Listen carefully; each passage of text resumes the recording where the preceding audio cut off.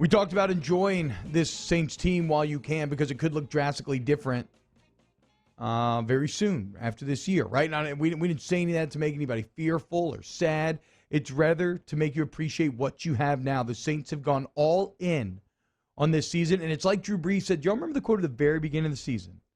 Right, I'm just going to lay it all out there and let the chips fall where they may.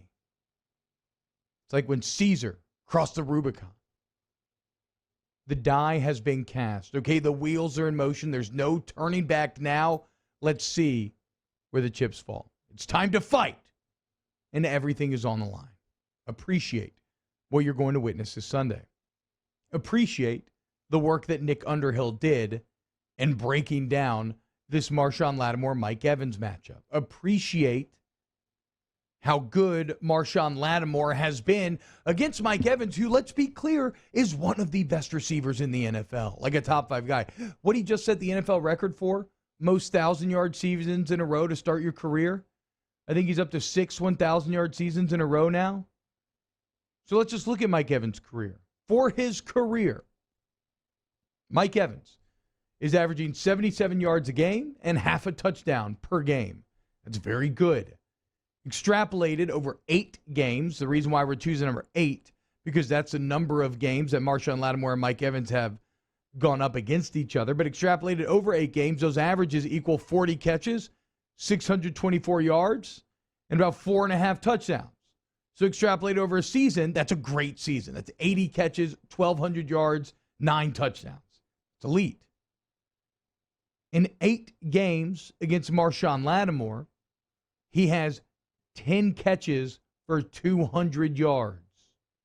Again, according to his career averages, 8 games would be 40 catches, 620, and 5 touchdowns, basically. Against Marshon, 10 catches, 200 yards, 0 touchdowns. How about this? Or 1 touchdown, excuse me. How about this? 4 of those catches and 115 yards came in one game. Remember the beginning of 2018? Where after Marshon Lattimore's rookie year, he said he admittedly did not come locked in for the beginning of the season. Ryan Fitzpatrick went off on the Buccaneers. Mike Evans dominated Lattimore. If you take that game out of there and you just look at the other 7, Mike Evans against Marshon Lattimore has caught 6 passes in 7 games for just 85 yards. Mike Evans, a cat who just set the NFL record for most 1,000-yard seasons in a row as a receiver to start your career. Quarterbacks, when targeting Mike Evans with Marshon Lattimore in coverage, have a 77 passer rating. That's right between, as Nick points out, and this is all of Nick's information. Again, New Orleans Football. That's right between Drew Lock and Daniel Jones. And we're going to do this throughout this conversation right here. Take out the outlier game, that passer rating drops to 34.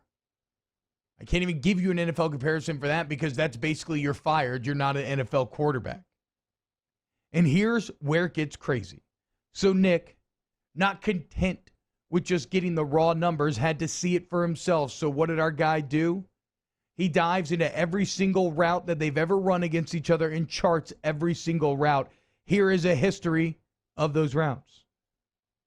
In 8 games, Mike Evans has 0 catches on comebacks, 0 catches on fades, 0 catches on out routes, 0 catches in the flat, 0 catches in the seam, 0 catches on post routes, 0 catches on over routes, 0 catches on slants.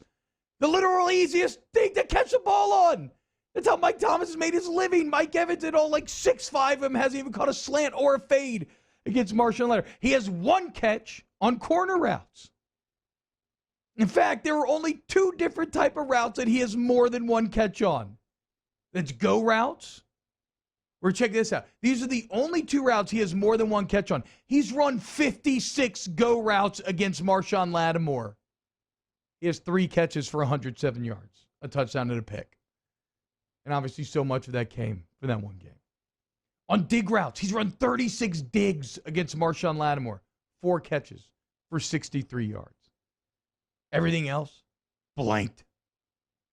So, along with just the complete, utter, and total dominance of Marshon Lattimore over Mike Evans, the main takeaway from this is truly, or there's two main takeaways. First, that especially when you take out the 2018 first game of the year, you see that he has completely decimated Mike Evans, and I mean that in the literal Roman etymological sense. Decimation. Raise it to the ground. Nothing is left. Mike Evans is a town that has been burned and pillaged by Marshon Lattimore time and time again.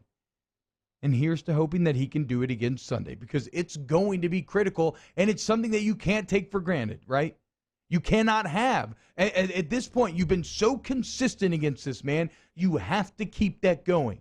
You cannot have another exception to the rule type of game Sunday. Why? Because just when you look at the weapons with the emergence of Antonio Brown, the Bucs are now bringing to bear, stopping Evans first is of the utmost importance. Because if Lattimore alone can lock down Evans like he is wont to do, what does that do? It frees up defensive resources. We talked about C.D. Deuce. He has shut down Chris Godwin in the slot. They've matched up 22 times this season. Chris Godwin has 2 catches in those 22 matchups. So then it's down to Jackrabbit and Antonio Brown. And Jackrabbit, I think, can handle it, but he might need some help. And if he does, Marshon Lattimore's ability to shut down Mike Evans frees up defensive resource to give him that help. Marshon Lattimore's ability to shut down Mike Evans frees up Dennis Allen's ability to blitz, to add guys to the rush if they want to. First game against Brady, they used a lot of 3-man rush. Second game against Brady, almost exclusively 4-man rush. Traditionally on the season, Brady's been worse against a 5-man rush. You can work Demario Davis into that attack more with Evans being shut down by Lattimore. So you've done it all your career, and it's time to do it once again. But again, I just shout out to Nick Underhill. That segment was not me. That was all him. Sign up for NewOrleans.football. Hey, I hope you enjoyed that video. If you did, go ahead and like and subscribe below. You want more great Saints content? We got it all here on Off the Bench Overtime. Check out these other videos, share with your friends, and let's grow the Who Dat Nation together. Who Dat?